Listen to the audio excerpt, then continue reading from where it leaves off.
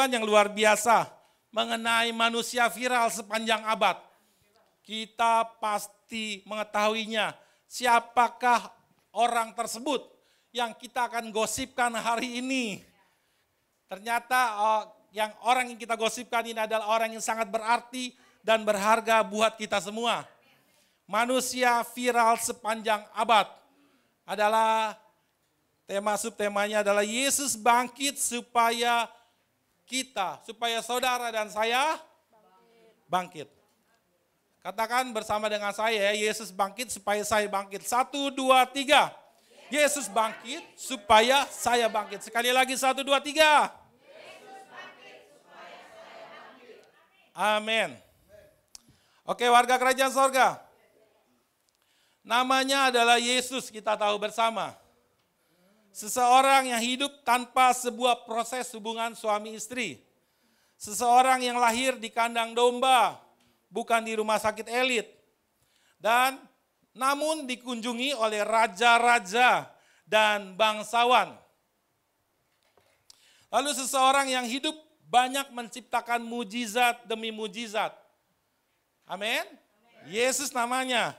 Seseorang yang hidup memberitakan pemerintahan baru, yaitu pemerintahan kerajaan sorga. Pemerintahan yang saudara dan saya miliki sejak awal, namun direbut oleh pemerintahan kerajaan iblis. Oleh sebab itu banyak orang-orang percaya manusia justru banyak hidup dalam kerajaan iblis. Namun Yesus datang bangkit dan dia menampakkan diri, lagi-lagi dia sampaikan tentang pemerintahan kerajaan sorga. Yaitu pemerintahan di mana kita hidup sejak awal kita diciptakan. Amin. Lalu seseorang yang memberitakan banyaknya penyembuhan. Orang sakit disembuhkan. Amin. Yang lumpuh berjalan. Yang tuli melihat. Amin. Tuli mendengar, saudara. Yang buta melihat. Amin. Haleluya. Biar saudara fokus ya. Yang lumpuh bangkit. Ya betul ya. Lalu membangkitkan orang. Seseorang yang hidup rela berkorban, menderita, disalib dan mati. Lalu seseorang yang bangkit dari kematian. Dan menampakkan diri selama 40 hari. Lalu seseorang itu naik ke sorga, disaksikan banyak orang-orang. Jadi tidak mungkin Yesus itu digantikan oleh orang yang lain. Karena sudah banyak bukti-bukti yang menyaksikan bahwa Yesus itu bangkit. Ada kepercayaan yang mengatakan Yesus itu digantikan sama orang lain. Tetapi sudah banyak saksi yang melihat bahwa Yesus itu bangkit. Amin. Nah, seseorang itu yang mampu memberikan rohnya bagi orang-orang percaya. Warga kerajaan sorga. Inilah yang membuat kenapa seorang yang bernama Yesus itu menjadi viral sepanjang abad. Hari ini firman Tuhan kembali akan memberikan pesan yang sangat penting bagi kita semua. Amin. Amin. Mengenai kisah nyata seorang manusia viral sepanjang masa. Kata viral biasanya diberikan bagi seseorang yang memiliki peristiwa atau kejadian yang unik, yang banyak dibincangkan banyak orang dan disorot sampai saat ini. Dan nama Yesus selalu dibincangkan setiap hari, amin. Setiap minggu dibincangkan. Oleh karena itu nama Yesus nama yang viral di sepanjang abad. Amin, 1, 2 aja yang amin ya.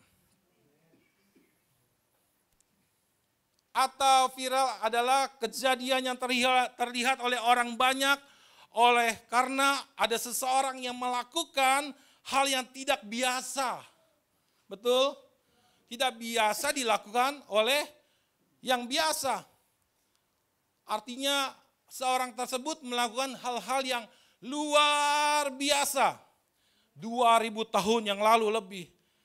Ada peristiwa fenomena yang benar-benar pernah terjadi di muka bumi ini. Amin.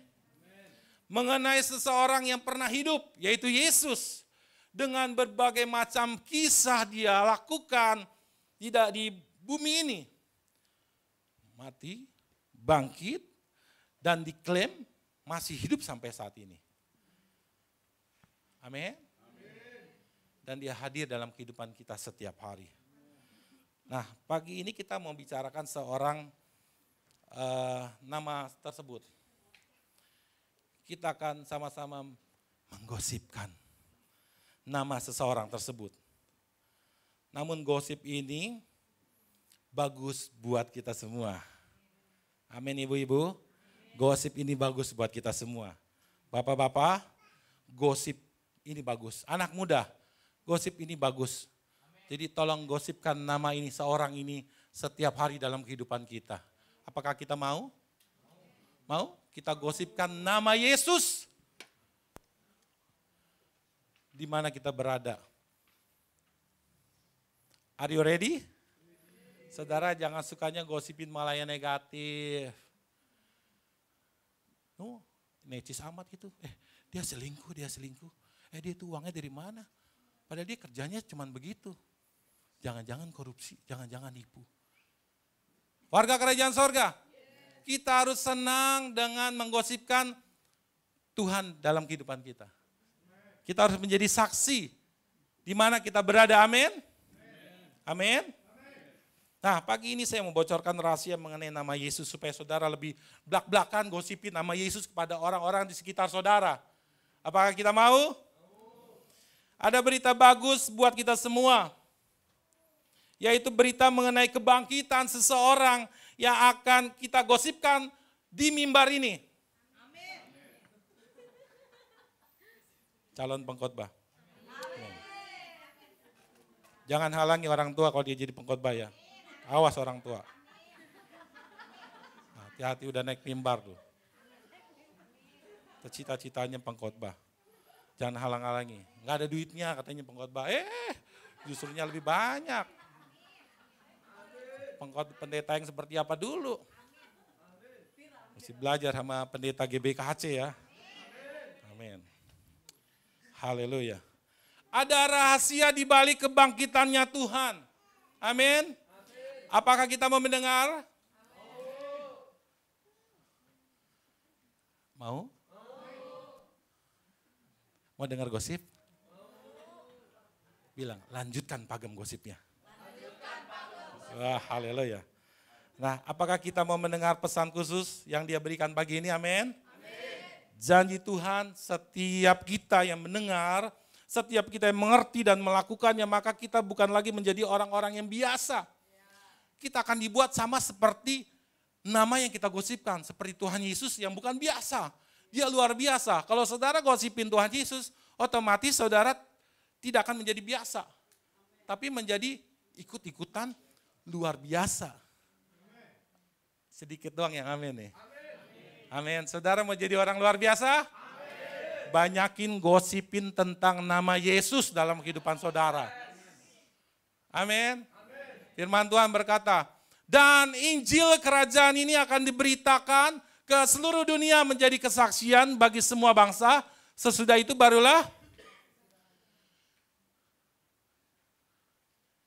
kita harus gosipkan nama Tuhan Yesus. Tuhan Yesus baik, sudah bangkit, sudah mati buat saudara. Amin. Di saat saudara menggosipkan itu ada kuasa Tuhan yang bekerja. Amin. Warga kerajaan sorga. Kita akan lihat slide berikutnya tentang di mana penampakan Yesus, bahwa Yesus sudah bangkit. Ini ayatnya dalam Lukas 24 ayat 1 sampai 12. Kita baca ya, saudara, kelihatan tulisannya?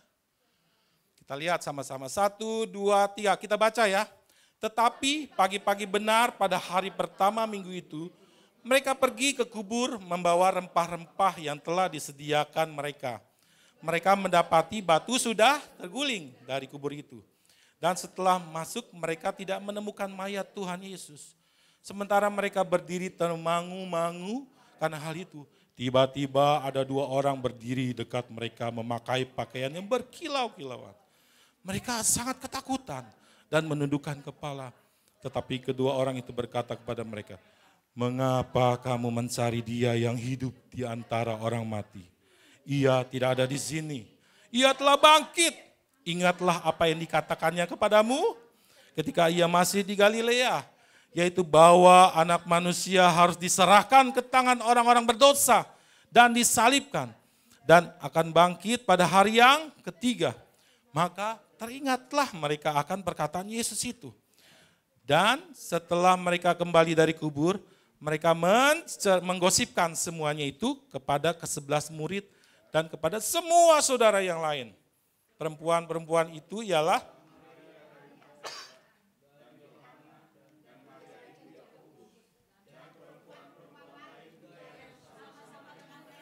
memberitahuannya kepada rasul-rasul.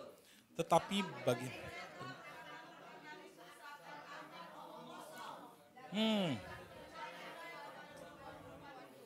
sungguh pun demikian Petrus bangun, lalu cepat-cepat pergi ke kubur itu. Ketika ia menjenguk ke dalam, ia melihat hanya kain kapan saja. Lalu ia pergi dan ia bertanya dalam Amin. Ini kenapa sampai sekarang yang gosipin pertama itu siapa, ibu-ibu atau bapak-bapak di sini? Nah. Inilah sejarah kenapa sering dibilang yang sering gosip itu adalah jago loh. Mereka menceritakan semuanya itu kepada ke-11 muridnya dan kepada semua saudara yang lain. Perempuan itu siapa? Maria dari Magdalena dan Yohana dan Maria ibu Yakobus dan perempuan-perempuan lain juga yang bersama dengan mereka menggosipkan kepada rasul-rasul nama Yesus. Amin. Dan saya sampaikan ini ada 13 bukti penampakan Yesus. Jadi kalau ada kepercayaan mengatakan Yesus digantikan mayatnya, sudah lihat di buktinya, kasih tahu sama dia nih buktinya. Kepada Maria Magdalena tadi ya, yang pelopor gosip ya, perintis ya. Kepada para wanita yang kembali dari kubur Yesus, kepada Simon Petrus, kepada 2 orang murid yang pergi ke Emmaus, lalu kepada 10 murid dan teman-temannya, kepada Thomas, kepada 7 orang murid di Laut Galilea, lalu kepada 500 orang, kepada Paulus, kepada Yakobus saudara Yesus sendiri, kepada 11 murid-muridnya di Bukit Galilea, kepada Stefanus, lalu penampakan yang terakhir sebelum naik ke surga di hadapan murid-muridnya. Yesus benar-benar bangkit, mati dan dibangkitkan. Amin. Kita harus sampaikan kepada orang-orang atau teman-teman kita orang percaya yang belum tahu kalau Yesus itu benar-benar bangkit. Yang diragukan oleh kepercayaan lain. Yesus benar-benar bangkit. Amin. Nah, setelah saudara mendengar mengenai penampakan ini, saya mau tanya kepada saudara, apa yang ada di pikiran saudara mengenai Yesus yang saudara akan gosipkan? Keren gak bahan gosipnya? Keren gak? Gak kaleng-kalengan. Benar-benar nyata Yesus bangkit, gosipin aja. Sampaikan. Saudara, apa yang ada di pikiran saudara? Kalau Yesus bangkit, benar-benar bangkit. Wow, keren. Apalagi? Ngapain sih dia lakukan bangkit-bangkit ya? Kurang kerjaan aja, atau apa lagi? Apa ya maksudnya dia melakukan kebangkitan ini? Warga kerajaan sorga, pasti ada sesuatu rahasia yang dilakukan. Padahal tidak ada untungnya sebenarnya. Justru dia menderita, mati. Ini pesan Tuhan. Ternyata ada rahasia yang disampaikan buat kita yang ada di muka bumi ini. Manusia, makhluk, satu-satunya makhluk yang diandalkan oleh Tuhan yaitu manusia untuk mengerti rahasia kebangkitan Tuhan Yesus. Amin. Sebenarnya bahwa kebangkitan Yesus ini ingin mengajak kita dan membuat kita untuk bangkit juga. Gak ada amin. Aman. Sebenarnya saudara, kebangkitan Yesus ini ingin mengajak dan membuat kita untuk juga bisa bangkit. Amin. Yesus mau, Yesus bangkit agar kita bangkit. Amin. Kalau Yesus tidak bangkit, maka manusia tidak bangkit. Tapi kalau Yesus sudah bangkit, namun kita tidak bangkit, maka apa? Saudara jawab sendiri. maka itu kebangetan saudara. Karena memang tujuannya Tuhan cuma satu, Yesus bangkit supaya kita bisa bangkit. Tujuannya cuma satu, kalau Yesus itu bangkit, saya harus bangkit. Amin, warga kerajaan sorga. Pelayan-pelayan kerajaan sorga. Yesus bangkit supaya saudara bangkit. Jangan pura-pura bangkit padahal saudara lagi tidak bangkit. Padahal saudara sedang mati rohani, sedang sakit rohani. Saudara pura-pura berdiri sepertinya bangkit. Saudara harus tepok diri saudara. Bangkit. Yesus sudah bangkit. Gak tahu diri. Yesus sudah bangkit. Oh ya siap-siap. Saudara harus perkatakan seperti itu kepada diri saudara. Seperti yang dilakukan oleh Daud. Dia bilang begini. Pujilah Tuhan hai jiwaku. Pujilah namanya kudus hai segenap batinku. Dia ngomong kepada dirinya. Lalu Daud tetap memuji Tuhan, menyembah Tuhan. Nah inilah alasan sebenarnya mengapa Tuhan kasih pesan ini kepada kita. Yesus bangkit supaya saya bangkit. Amin. Ini alasannya pesan Tuhan. Di waktu-waktu ini, di saat-saat ini, masih banyak orang-orang percaya yang belum bangkit. Ini alasannya kenapa pesan Tuhan ada. Tentang manusia viral sepanjang abad, Yesus bangkit supaya saya bangkit. Alasannya karena masih banyak orang-orang percaya yang tidak bangkit, yang belum bangkit. Masih banyak orang-orang percaya yang masih tertidur secara rohani. Masih banyak orang-orang percaya yang sakit secara rohani. Masih banyak orang-orang percaya yang mati secara rohani. Sehingga saat ada masalah apa yang terjadi, mereka menganggap Tuhan itu tidak ada. Sudah tidak ada mujizat. Bilang percuma melakukan hal rohani, tapi tidak ada melakukan apa-apa. Percuma. Menutup diri, sudah menutup diri terlebih dahulu. Orang seperti ini saya mau bilang susah. Susah. Dan akan menjadi susah. Karena tidak percaya kalau Yesus itu sudah bangkit. Yesus bangkit supaya saya itu aja tujuan Tuhan. Nah kalau hal-hal ini masih terjadi dalam kehidupan orang percaya, maka jujur, maka Tuhan akan kesulitan untuk menjangkau kita. Kok Tuhan Maha Kuasa tapi kesulitan? Mengapa? Ini bukan berarti Tuhan nggak bisa menjangkau kita yang lagi tidur mati rohani, nggak bisa. Bukan Tuhan artinya nggak bisa menjangkau.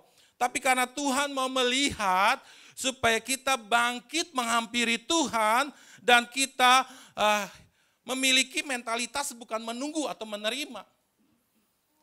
Tuhan maunya kita datang sama Tuhan. Mentalitas kita bukan maunya cuma ditolong. Tapi Tuhan mau melihat kita, apakah kita mau bangkit, apakah kita mau maju, dan mengusahakan dan berusaha mendatangkan Tuhan dalam kehidupan kita. Amin. Saudara, masih kurang. Yesus sudah turun ke muka bumi ini 33 tahun. Betul? 3,5 tahun, 3 liter darah, 3 hari mati. Hari yang ketiga bangkit. Dia sudah turun, dia suruh dia datang lagi sama kita. Padahal dia sudah kasih Roh Kudus, dia suruh kita yang datang. Kebangetan. Tuhan, padahal dia Tuhan sudah jadi manusia, dia datang ke bumi. Dia mati, disalibkan, dan dia bangkit. Nanti setelah 40 hari dia akan turunkan rohnya. Saudara masih menunggu. Tuhan, kalau engkau Tuhan gak datang, ngerubah hidupku, menyembuhkan aku. Kalau Tuhan gak datang, aku gak mau datang ke gereja. Harusnya kita yang datang sama Tuhan. Sudah cukup Tuhan mendatangi kita jadi manusia mati. Dan dia bangkitkan, dia kasih Roh Kudus sama kita. Itu yang mau Tuhan bentuk. Ingat waktu 5.000 orang percaya ngikutin Tuhan Yesus. Tuhan tinggalin orang-orang jenis begitu, orang yang punya mentalitas pengemis.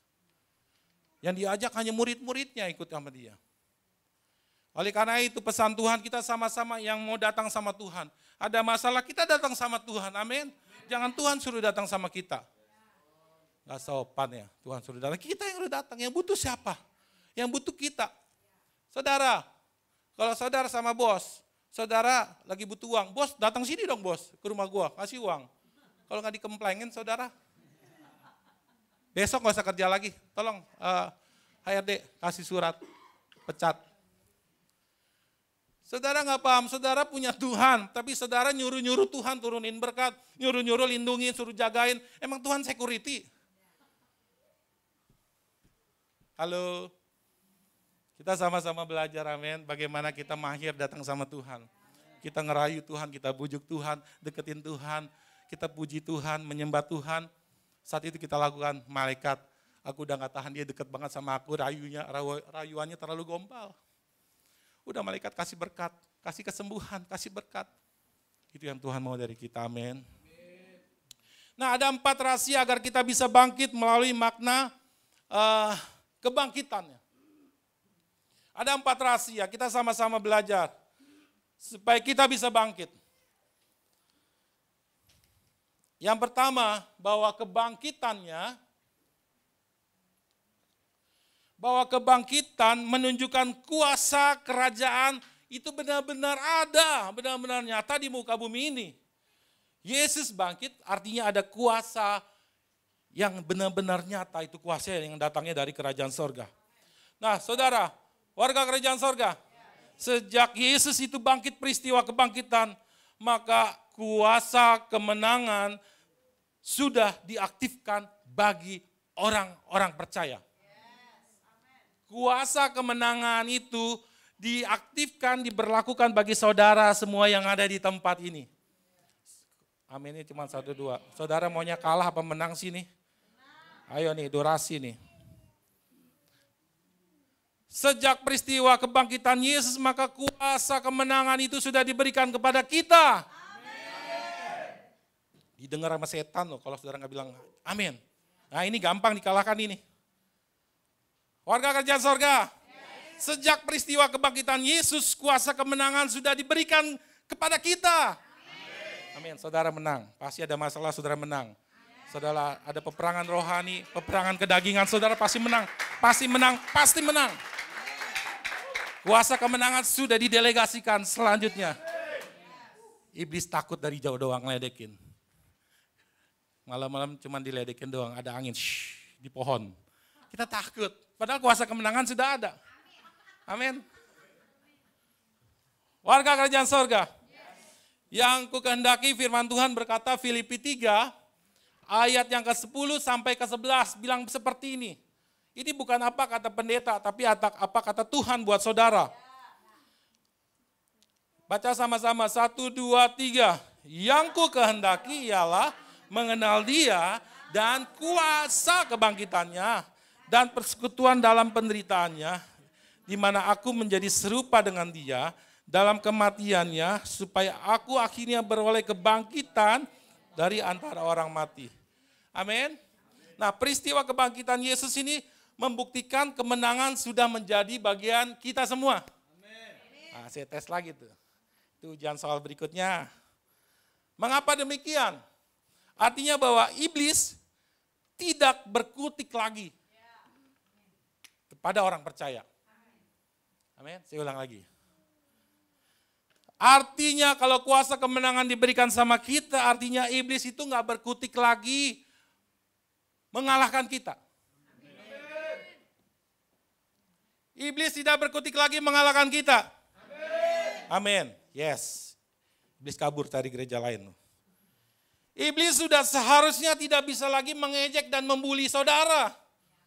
Sebab kuasa kemenangan sorga sudah hadir di bumi ini, masuk dalam kehidupan kita. Kalau saudara dibuli, diintimidasi, saudara katakan bahwa kuasa kemenangan, hai iblis, kuasa kemenangan sudah menjadi bagianku.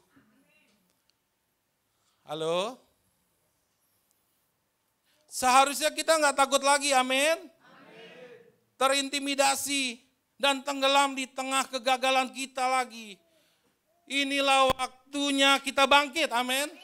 Dan berkata, aku terima kuasa kebangkitanmu Tuhan di dalam kehidupanku. Amin. Warga kerajaan sorga, kita ini sudah tahu bersama, Yesus itu telah bangkit. Amin, setuju? Dan ini membuktikan bahwa kuasa mujizat sudah aktif bekerja dalam tubuh kita. Amin. Sudah bekerja. Dan ini membuktikan bahwa kita sudah menerima kuasa itu. Amin. Kebangkitan seperti apa yang Tuhan mau dari kita sekarang? Kebangkitan iman kita. Katakan, kebangkitan iman saya. Kita harus menerima kehidupan kembali dari kematian rohani. Kita harus menerima kesembuhan kembali dari kesakitan rohani kita. Dan kita harus bangun dari ketiduran kita. Kita harus bangun dari ketiduran manusia rohani kita dan kita harus bangkit. Amin. Dan kita harus bisa move on dari kegagalan-kegagalan kita. Dan mulai bangkit memegang tongkat kuasa kemenangan Tuhan. Di tangan kita, mari angkat tangan. Mari angkat tangan semua. Di tangan kita ini ada tongkat kemenangan. Jangan bilang saudara kalah. Jangan taruh itu tongkat. Tuhan, aku punya tongkat kuasa kemenangan yang aku gunakan di muka bumi ini. Aku menang. Aku menang. Amin. Haleluya. Warga kerajaan sorga, yang kita butuhkan adalah percaya dan menerima kuasa kebangkitan itu bagi kita. Amin. Saat itu juga sudah diberikan dan dihadirkan untuk kita. Saat kita punya kuasa kemenangan, kita pegang tongkat kerajaanmu. Wah, belum dapat tongkat ya? Amin. Amin. Pak polisi nanti akan dapat tongkat. Amin. Di tongkat itu ada wibawa, ada jabatan. Di tongkat itu ada otoritas. Di tongkat itu ada kuasa. Saat kita berkata, hai iblis keluar! Keluar. Saya ingat sekali waktu saya pelayanan, kemarin belum lama ya. Saya pelayanan tengah malam ada orang yang kesurupan di Parung. Pas ketemu dia nggak memperlihatkan kesurupan. Tapi saya minta, Tuhan, aku minta mata rohaniku terbuka, telingaku terbuka dan aku punya perasaan seperti perasaan Kristus. Saya lihat dia bicara. Di dalam hatinya kusut seperti benang kusut. Wah, kecewaan sama hamba Tuhan, kecewaan sama gereja, kecewa sama orang ini, akar pahit. Saya tidak mencoba mendebat nanti dia kecewa sama saya kan. Tuhan kasih perasaanmu, dibuat tenang, saya dibuat damai sejahtera. Oke Pak, Tuhan suruh saya untuk saya berdoa buat Bapak. Akhirnya sudah kita nyanyi, Bapak mau nyanyi apa? Orang gereja juga. Nyanyi, pilih saat berdoa. Wah, dia udah mulai. Bapak di surga, saya udah undang datanglah kerajaan. Nanti hari Senin minta doa lagi ya. Kita selesaikan, tuntaskan. Terus dia naik ke kamar langsung. Akhirnya Pak, saya panggil ke sini Pak, kembali lagi, kita duduk lagi. Saya bilang gini, Tuhan, aku ini pelayan kerajaanmu. Aku pegang tongkat kerajaanmu. Aku punya wibawa kerajaan, punya otoritas kerajaan, punya kuasa kerajaan sorga. Kalau saudara dalam kehidupan saudara membawa diri saudara sebagai pelayan kerajaan sorga, saudara harus pakai jubah kerajaan dan tongkat kerajaan. Usir. Sakit penyakit usir aja dalam diri saudara. Jangan saudara minta tolong Tuhan, tolong Tuhan. Tuhan sembuhkan. Hai roh sakit penyakit keluar, aku hadik dalam tubuhku. Kita punya otoritas, cara berdoanya begitu. Tapi kalau gara-gara nanti gejala sakit, saya sampaikan lagi di sini ya. Nanti takut kelewat. Kita harus paham bahwa kita harus yakin punya wibawa, otoritas, dan kuasa. Kita lihat nanti saya sampaikan yang itu. Yang kedua, yang pertama tadi apa saudara? Kuasa kemenangan. Yang kedua adalah kebangkitan membuktikan firman itu benar-benar digenapi. Bisa nggak Tuhan Yesus bila waktu lagi mau dicambuk, gue ganti firman Tuhan. Nggak jadi, ulang ngaci. Ceritanya ulang ngaci. Jadi gue nih nggak jadi disalipin ya, jadi gue nggak dicambuk, gue nggak disalib ya, oke ganti. Malaikat, lawan mereka semua. Tahukah saudara, kebangkitan Yesus atau kematiannya membuktikan firman Tuhan itu harus digenapi. Amin. Padahal dia raja, segala raja, tapi firman Tuhan harus digenapi. Ya. Dan setelah mereka kembali ke kubur, ini ya tadi ayatnya ya. Mereka menceritakan semuanya itu kepada ke-11 muridnya, kepada semua orang. Disaksikan semua. Nah, warga kerajaan sorga, saya mau tanya sama kita semua. Setelah saudara membaca tadi bukti-bukti tentang Yesus bangkit, kita percaya bahwa Yesus itu benar-benar bangkit? Kita percaya bahwa firman Tuhan itu benar-benar digenapi? Amin. Nah, dan ini bukan omong kosong, tetapi yang dilakukan salah seorang yang bernama Petrus, ya dia nggak percaya, dia lari ke kuburannya, dilihat emang benar kosong. Nah seperti itu. Dan ini juga yang terjadi kepada orang-orang percaya yang tidak yakin bahwa firman Tuhan itu digenapi dalam kehidupan saudara. Padahal kita sudah sering dibilangin oleh hamba-hamba Tuhan. Padahal kita sudah sering baca firman Tuhan. Kita sudah sering rema firman Tuhan, amin. Dan kita sudah sering menyaksikan, melihat orang sakit disembuhkan. Amin. Dan saudara sudah mengalami mujizat kesembuhan. Kita masih nggak percaya sama firman Tuhan itu digenapi dalam kehidupan kita. Nah, kalau seperti ini sebenarnya yang menderita siapa? Yang menderita adalah saudara sendiri, betul? Dan saudara bilang, Tuhan tidak sanggup menolong aku. Segala sesuatunya sudah terlambat bagi saya, Tuhan. Mungkin saya merasa keluarga saya tidak bisa lagi diselamatkan, Tuhan. Hutang-hutang saya nggak bisa dibayarkan lagi, Tuhan. Sakit penyakit saya tidak bisa disembuhkan lagi, Tuhan. Saya mah begini-begini aja lah, Tuhan. Menganggap Tuhan itu sudah mati dan nggak pernah bangkit, nggak ada kuasa kebangkitan. Dan gak bisa berbuat apa-apa lagi saya, Tuhan. Kalau seperti ini jawaban kita, saya cuma mau bilang kepada saudara, saudara terlalu lebay. Saudara tidak mempercaya firman Tuhan itu digenapi dalam kehidupan saudara. Yang kedua ini, kita harus percaya bahwa firman Tuhan itu bisa digenapi juga dalam kehidupan saya. Kalau firman Tuhan bilang bisa sembuhkan, maka Tuhan bisa sembuhkan, tapi jangan minta waktu kita, tapi waktunya Tuhan. Warga kerajaan sorga. Dan inilah yang sering terjadi dan dialami oleh orang-orang percaya yang masih ikut Tuhan di pinggiran saja.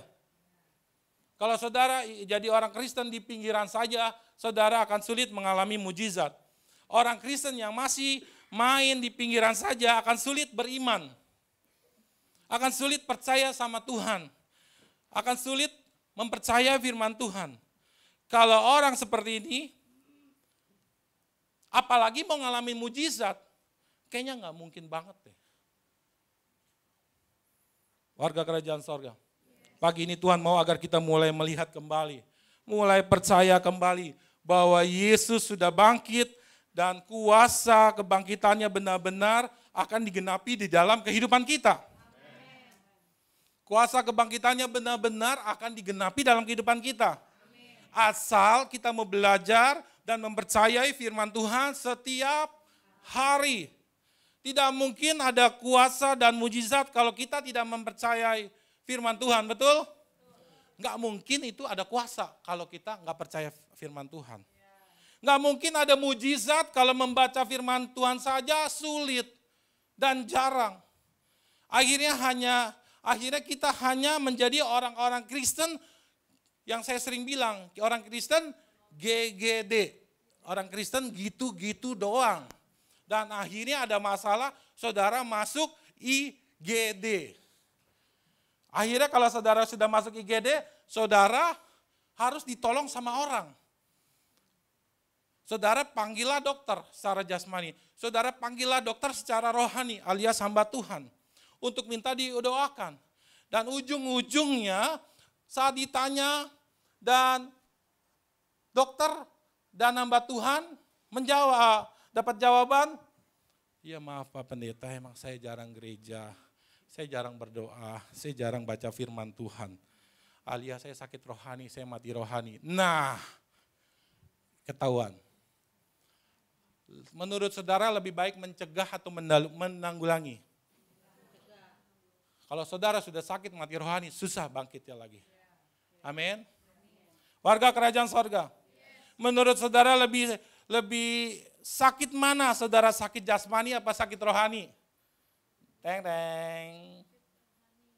Waktu habis.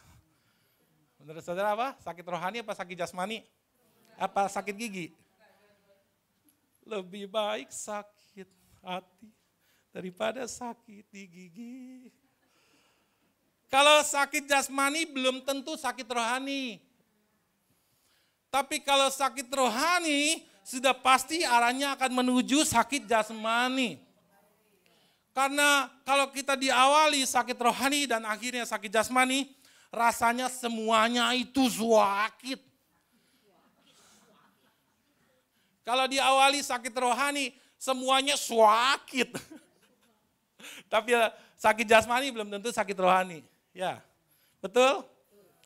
Sakit di kepala, sakit di hati, sakit di sini juga kantong, sakit semua saudara. Kalau diawali sakit rohani. Nah gejala-gejala sakit rohani, saudara lihat sendiri ya. Gejala sakit rohani. Dengarkan ya Pak Dokter sedang menjelaskan. Gejala sakit rohani.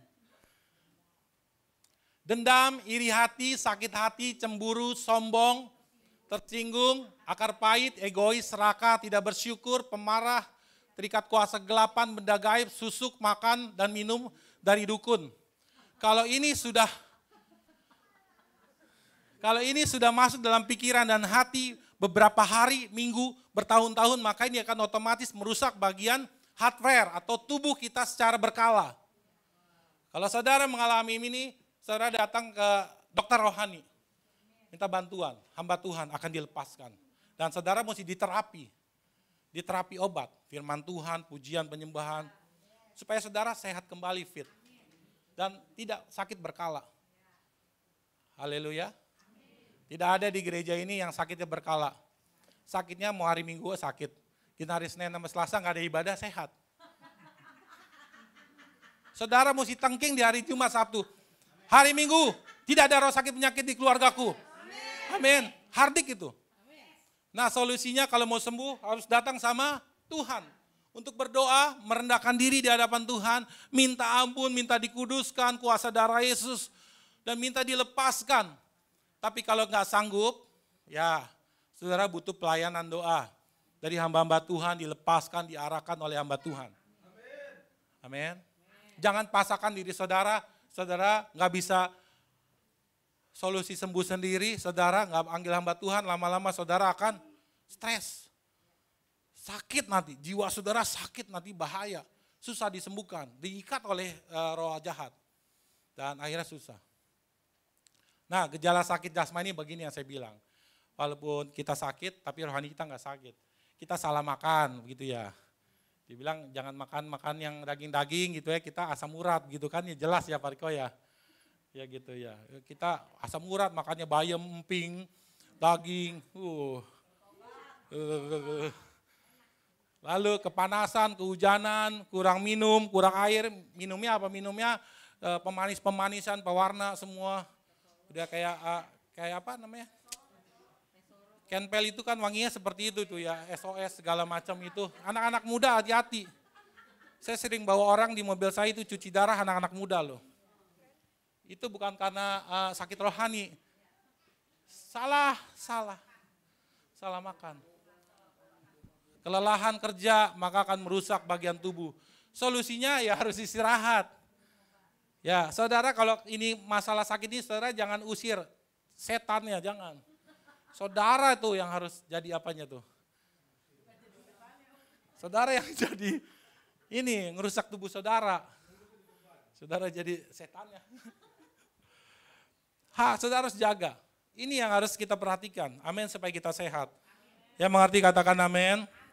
Nah, kuasa kerajaan sorga hanya bisa diaktifkan di dalam hidup manusia.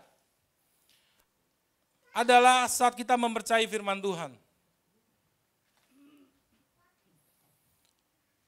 Oke, kita lihat lagi ya. Matius 20 ayat 18-19 berkata begini. Sekarang kita pergi ke Yerusalem dan anak manusia akan diserahkan kepada imam-imam, kepala dan ahli-ahli Taurat. Dan mereka akan menjatuhi dia hukuman mati. Dan mereka akan menyerahkan dia kepada bangsa-bangsa yang tidak mengenal Allah. Supaya diolok-olok, disesah dan disalibkan.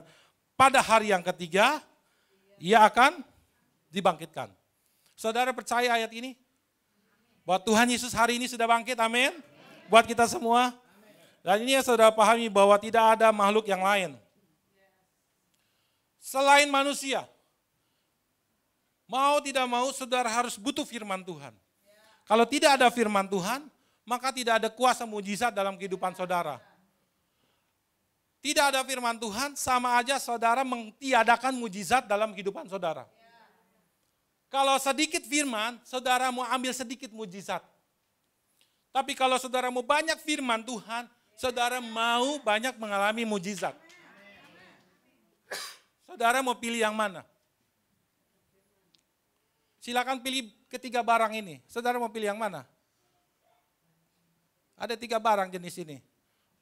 Mau cuan kecil, nggak ada cuan, cuan besar. Udah, kalau nggak mau mujizat, Pak, anak-anak, Papa memutuskan untuk hidup ini keluarga kita tidak ada mujizat. Oke, hore, nggak ada firman Tuhan. Capek hidup seperti itu. Buntu, wah sakit-sakitan. Sedikit firman Tuhan, sedikit mujizat. Kalau mau banyak mujizat, banyak firman Tuhan. Saya mau sampaikan seperti ini. Kebangkitan Tuhan Yesus membuktikan bahwa firman Tuhan itu benar-benar nyata hidup. Amin. Firman Tuhan itu jika kita membaca, merenungkan dan menghidupinya, maka firman Tuhan itu otomatis akan bergerak dan menghasilkan sesuatu yang besar dalam kehidupan manusia. Bahkan lebih besar dari kemampuan yang ada dalam tubuh jasmani kita. Ini yang saya lakukan.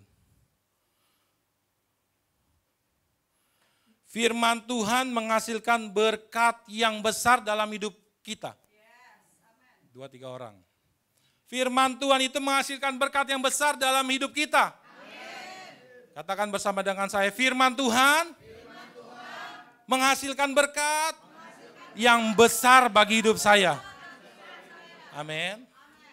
Dalam Yosua 1 ayat 8 mengatakan begini, menyampaikan bagaimana kita bisa membuat kalimat firman Tuhan ini menjadi berhasil dan beruntung dalam kehidupan kita. Yosua 1 ayat 7 dan 8 mengatakan bahwa barang siapa memperkatakan firman Tuhan setiap hari, ada jaminan kita berhasil dan beruntung. Kita tahu itu semua, amin. Tapi kita sudah belum memperkatakan firman Tuhan setiap hari. Amin, 2-3 orang doang. Yang lain? Apakah masih memilih tidak ada firman Tuhan setiap hari? Apakah masih memilih sedikit firman Tuhan? Apakah engkau tidak bosan melihat keluargamu tidak mengalami mujizat? Apakah engkau damai sejahtera? Keluargamu tidak mengalami mujizat karena kita kurang firman Tuhan setiap hari? Karena kita tidak memperkatakan firman Tuhan setiap hari? Apakah saudara sayang sama keluarga saudara atau tidak? Jangan marah-marah, Pak Gem. Kalau saudara sayang sama suami, sama istri, sama anak-anak, isi firman Tuhan setiap hari. Maka engkau akan membuat bahagia keluargamu. Mujizat akan dinyatakan. Yang gak mungkin jadi mungkin. Amin. Tidak ada yang mustahil. Kita berdoa buat rumah sebelah. Tuhan gak kasih kredit, Tuhan kasih tunai. Tuhan belum kirim uangnya semuanya. Karena menunggu kualitas dari saudara semua. Tapi saya bilang, Pak, kita masih ngumpulin uang, Pak. Saya izin, saya kontrak aja deh sebelah 2 tahun. Saya izin sama istri saya dulu deh. Apa dia bilang? Pak, diizinin Pak sama istri saya. Ya udah. Bukan gereja yang ngeluarin duit, ada orang yang ngeluarin duit untuk kontrak 2 tahun. Amin. Dan saya bilang sama pendoa, motor boleh parkir di situ 2 tahun, kita bisa tempatin sambil ngumpulin uang beli sebelah. Habis lebaran bisa ditempatin. Amin. Tuhan itu Tuhan yang hidup. Kalau kita punya firman Tuhan, mujizat pasti ada dalam keluarga kita. Amin. Warga kerajaan sorga. Sampai seumur kita ini menjadi orang Kristen, sampai waktu ini sudah berapa besar rasa keyakinan kita akan firman Tuhan. Sudah berapa banyak firman Tuhan. Mungkin saudara masih meremehin apa risih kalau Pak Gembala, Bu Gembala ngasih rema, ayo terus rema. Tapi nggak apa-apa, semua cuma satu. Buat saudara mengalami mujizat, tidak ada yang lain. Anak muda, amin. Lihat Pak Gem dulu, jangan buka WA dan lainnya dulu dong. Pak Gem ini sayang sama kalian. Pak Gem ini sayang sama kalian anak-anak muda. Pak Gem mau supaya kalian sukses, diberkati Tuhan, mengalami mujizat. Apalagi sudah jadi pelayan di sini. Perbanyak firman Tuhan dalam hidupmu. Akan melihat, berlomba-lomba, semakin cepat kesuksesan di depan. Semakin kau lama firman Tuhan, semakin kesuksesan itu makin jauh. Tapi semakin cepat dia semakin mendekat kesuksesan di dalam anak-anak muda. Amin. Warga kerajaan sorga. Nah, saya mau kasih alat peraga nih ya. Bahwa kalau saudara tidak punya firman Tuhan, bahwa berkatnya hanya kelihatan gaji. Seperti ini beras. Hanya segenggaman saja. Tapi kalau saudara punya firman Tuhan, saudara kalau mengandalkan diri saudara tanpa firman seperti ini, pegang, buat masak sebulan habis. Tapi kalau saudara membicarai firman Tuhan, ingat, firman Tuhan bagi orang dunia sebagai kebodohan. Ingat ya, kalimat ini, kalau firman Tuhan bagi orang dunia adalah sebuah kebodohan. Ngapain lu? Firman Tuhan gak ada apa-apanya. Lu ngapain memperkatakan firman Tuhan yang kosong, begini kosong, gak ada apa-apanya. Lu katakan kosong, kayak angin kosong. Tapi kalau saudara terus memperkatakan, maka yang tidak pernah saudara pikirkan, yang saudara tidak pernah lihat, itu yang Tuhan sediakan bagi orang-orang yang mengasihi Dia.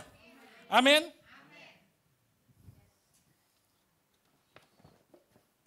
Saudara, ini nggak ada apa-apa ya ceritanya ya.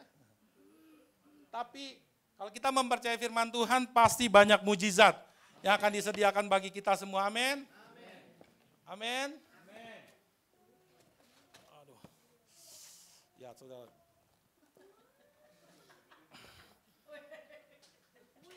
Yang tidak mungkin akan menjadi mungkin, saudara. Jangan pegangin.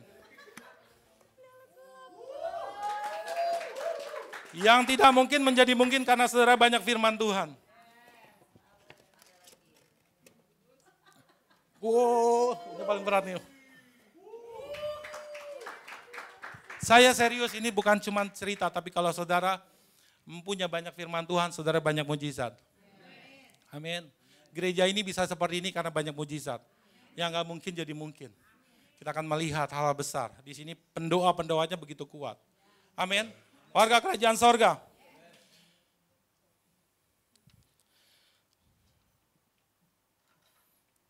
Tidak ada makhluk lain selain makhluk, yaitu manusia, yang bisa menghidupkan mesin firman Tuhan. Selain manusia. Amin. Tidak ada makhluk lain. Pada bagian ini saya mau kasih tahu sama saudara, sesuai yang Tuhan sudah suruh taruh sama saya, bahwa tidak ada, tahukah saudara bahwa di bumi ini hanya satu jenis makhluk hidup yang hanya bisa mengaktifkan dan menghidupkan firman Tuhan sehingga menghasilkan mujizat. Makhluk itu jenisnya adalah manusia, yaitu saudara dan saya. Bukan jenis makhluk lain. Kalau makhluk lain bisa ngomongin firman Tuhan, misalnya burung beo. Tetapi carilah dahulu kerajaan Allah dan kebenarannya, maka semua akan tambahkan. Tidak berlaku hidup firman itu dalam diri burung beo. Firman Tuhan hanya berlaku bagi manusia jika membaca, meyakini, dan tekun memperkatakan setiap hari, maka katakan otomatis. Otomatis firman Tuhan itu akan hidup dan bergerak dan menghasilkan produk-produk berkatnya dengan sendirinya. Amin. Firman Tuhan itu hidup dan kuat. Itu ada firman Tuhan ya kan? Firman Tuhan itu hidup dan kuat. Di mana ayatnya itu? Chelsea, di mana ayatnya? Dia yang bawa renungan doa fajar. Lupa ya?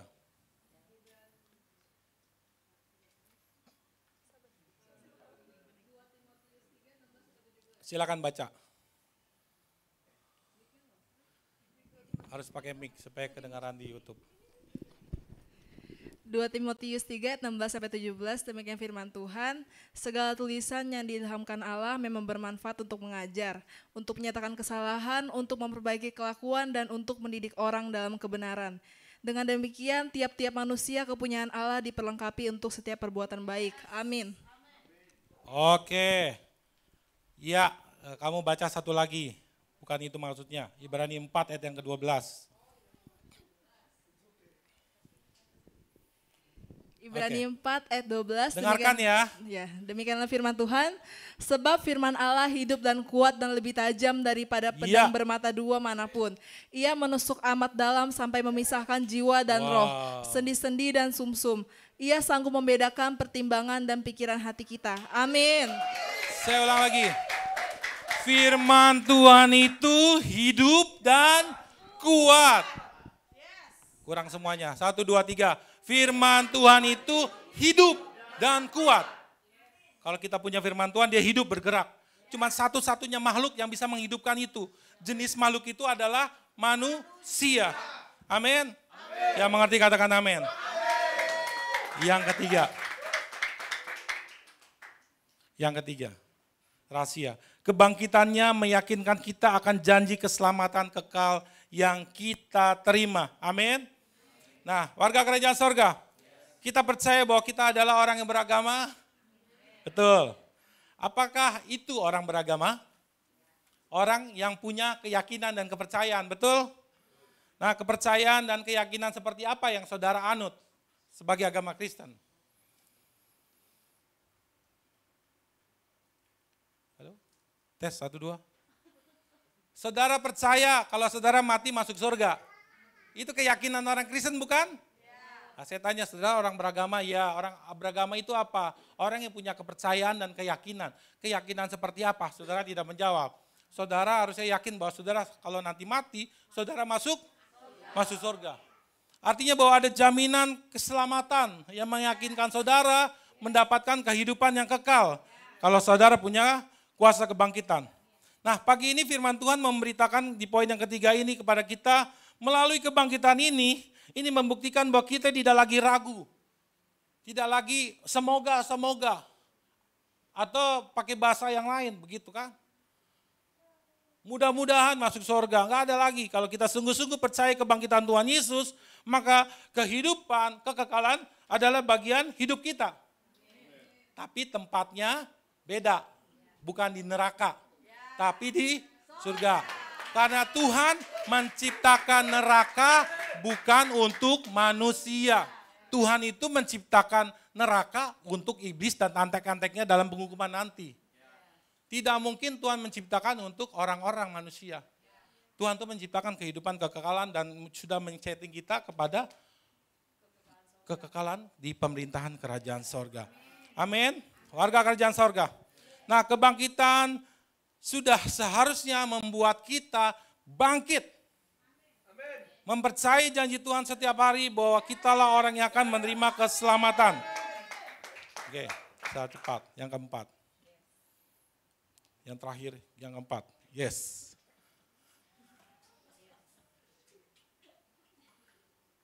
Yang keempat apa saudara? Kita baca sama-sama. Kebangkitannya menunjukkan keseriusannya Sang Raja agar kita bangkit hidup dalam dimensi pemerintahan kerajaan sorga di bumi ini. Amin. Warga kerajaan sorga. Nah, kalau kita membaca perjanjian baru, kita akan tahu kenapa Tuhan itu turun menjadi manusia bernama Yesus. Nah, dalam awal mula kehadirannya di bumi, setelah Yesus itu berpuasa 40 hari, ia menyerukan bahwa kepada manusia untuk bertobat sebab pemerintahan kerajaan sorga sudah hadir di muka bumi ini. Dan setiap orang harus masuk dalam sistem pemerintahan kerajaan sorga. Seperti itu, amin. Lalu Tuhan Yesus merubah materi pengajarannya di rumah-rumah ibadah dengan materi yang baru, materi yang di-upgrade, yaitu memberitakan Injil Kerajaan Sorga. Dan Injil Kerajaan ini akan diberitakan, dan ini buat saudara semua. Dan Injil Kerajaan ini membuktikan artinya bukan saudara dengar, tetapi saudara menghidupi sebagai penduduk pemerintahan Kerajaan Sorga, cara berpikir, cara berkata-kata, cara gaya hidup, pola hidup, kehidupan sehari-hari, itu yang harus kita samakan seperti yang Tuhan Yesus sampaikan. Amin. Dan ini sudah dilakukan Tuhan juga berulang-ulang. Kisah Rasul 1 ayat yang ketiga mengatakan bagaimana waktu Yesus bangkit, menampakkan diri, dia sampaikan lagi. Silakan. Kisah 1 ayat yang ketiga. Kisah Rasul 1 ayat ketiga, demikianlah firman Tuhan. Kepada mereka ia menunjukkan dirinya setelah penderitaannya selesai, dan dengan banyak tanda yang membuktikan bahwa ia hidup. Sebab selama 40 hari ia berulang-ulang menampakkan diri dan berbicara kepada mereka tentang kerajaan Allah. Berulang-ulang, padahal udah bangkit, menampakkan diri, ngasih tahu lagi tentang ilmu kerajaan sorga. Saudara, mengapa demikian? Seberapa pentingkah kehidupan dalam dimensi kerajaan sorga dalam kehidupan kita? Kita harus benar-benar harus perhatikan dan serius akan hal ini. Kalau kita tidak, pasti akan terjatuh. Kita akan gagal, kita akan mudah dikalahkan oleh iblis. Amin. Dengar, perhatikan kalimat yang saya sampaikan ini ya. Sistem pemerintahan kerajaan iblis tidak bisa dikalahkan oleh pemerintahan dunia dan pemerintahan kerajaan manusia. Nggak bisa dikalahkan. Pemerintahan kerajaan iblis, dia senang nih kalimat pertama yang saya sampaikan. Pemerintahan kerajaan iblis itu nggak bisa dikalahkan oleh pemerintahan kerajaan dunia ini. Nggak bisa. Ada apalagi kerajaan manusia. Kita sendiri kemampuan, kita nggak bisa ngalahin kerajaan iblis. Dia besar kepala nih, dengar ini. Namun pemerintahan kerajaan iblis hanya bisa digagalkan, dikalahkan oleh orang-orang yang mengenal, yang tahu, yang mengerti, dan hidup dalam pemerintahan kerajaan Tuhan. Pemerintahan kerajaan iblis hanya bisa dikalahkan oleh manusia-manusia yang hidup dalam pemerintahan kerajaan Tuhan. Saya nggak ada lawan, nggak ada lawan lagi. Roh yang ada di dalam dunia, gimana? Roh yang ada di dalamku lebih besar daripada roh yang ada di dunia ini. Terbalik saya ngomongnya ya. Ini masalahnya kita belum hidup dalam dimensi pemerintahan kerajaan sorga, jujur. Masih banyak orang percaya kita cari sorga, padahal surga sudah diturunkan di dalam hidup kita. Harusnya kita bawa sorga di muka bumi, dalam keluarga kita, dalam pekerjaan kita, kita bawa sorga turun. Bawa suasana sorga, jangan kita cari sorga. Amin. Puji Tuhan, GBI KHC ini selalu memberikan mengenai kehidupan dalam dimensi kerajaan sorga. Amin. Karena itu jujur saya mau katakan bahwa gereja Tuhan ini sebenarnya cuma atau hanya wadah pelatihan bagi kita untuk kita belajar knowledge, belajar mentalitas, belajar ilmu, belajar skill yang ada dalam pemerintahan kerajaan sorga. Kalau saudara lihat di situ ada visi misi, ada target, itu yang akan kita cetak di dalam diri saudara. Kalau saudara mau dicetak. Amin. Warga kerajaan sorga. Nah, sistem pemerintahan kerajaan iblis itu tidak akan akan dikalahkan oleh dunia kerajaan manusia, tapi sistem iblis hanya bisa digagalkan, dikalahkan oleh orang-orang yang sudah mengenal, tahu, mengerti dan hidup dalam pemerintahan kerajaan sorga di bumi ini. Yaitu saudara dan saya, kita harus mengenal, mengerti dan hidup dalam pemerintahan kerajaan sorga. Amin. Kalau itu kita lakukan, iblis akan cari gereja-gereja yang gak punya sistem pemerintahan kerajaan sorga. Karena cuman pemerintahan kerajaan sorga yang punya kuasa jauh lebih besar dari kerajaan iblis. Warga kerajaan sorga. Kesimpulan. Oke. Ada pesan mengenai firman Tuhan pagi ini mengenai kebangkitan bagi hidup kita. Apa aja tadi yang keempat? Nah, langsung ujian. Jika kita benar pagi ini sudah memahami keempat pesan firman Tuhan mengenai kebangkitan, maka saya katakan di dalam nama Tuhan Yesus, bahwa berkat-berkat kerajaan sorga akan turun dalam kehidupan kita. Amin. Jadi pagi ini kita harus menangkap keempat rahasia pesan Tuhan. Amin. Maka ini akan membuat kita tidak akan pernah gagal. Tidak akan pernah membuat kita takut. Amin. Sebab apa? Ada kuasa kebangkitannya sudah menjadi milik kita. Amin. Tuhan mengendaki agar kita tetap mau Amin. Saya serius ya. Bangkit, serius, setia, tekun untuk dalam dimensi kerajaan sorga. Bumi ini adalah wadah pelatihan bagi kita. Amin. Nanti saat pusat pemerintahan kita sudah terbiasa menyembah Tuhan. Jadi kalau kita datang ke gereja menyembah Tuhan. Karena ini latihan. Nanti di sorga jangan kita bingung. Gimana cara nyembah ya? Gue gak tahu nyembah Tuhan. Lu ngapain aja di bumi? Di GBKHC ngapain aja lu gak nyembah? Gak muji lu, gak muji Tuhan. Jadi diledekin sama malaikat. Oleh karena itu kita sedemikian rupa ya. Puji Tuhan kita akan perbaiki, ada lighting, ada lighting beam yang kita dapat ya. Dan kita mau bagusin plafon kita, plafon kerajaan Tuhan. Mudah-mudahan minggu depan sudah bagus, sudah tinggi. Dan saya rasa panas Pak Riko, saya khotbah hari ini baru gerah keringetan. Karena plafon sudah naik jadi gerah. Dan kita berdoa harus tambah AC Pak Riko, sana satu. Amin. Amin. Siapa bertelinga hendaklah ia mendengar. Apa yang dikatakan Roh Tuhan hari ini kepada kita semua.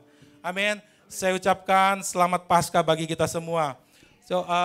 Coba berdiri katakan selamat Paskah bagi sebagian.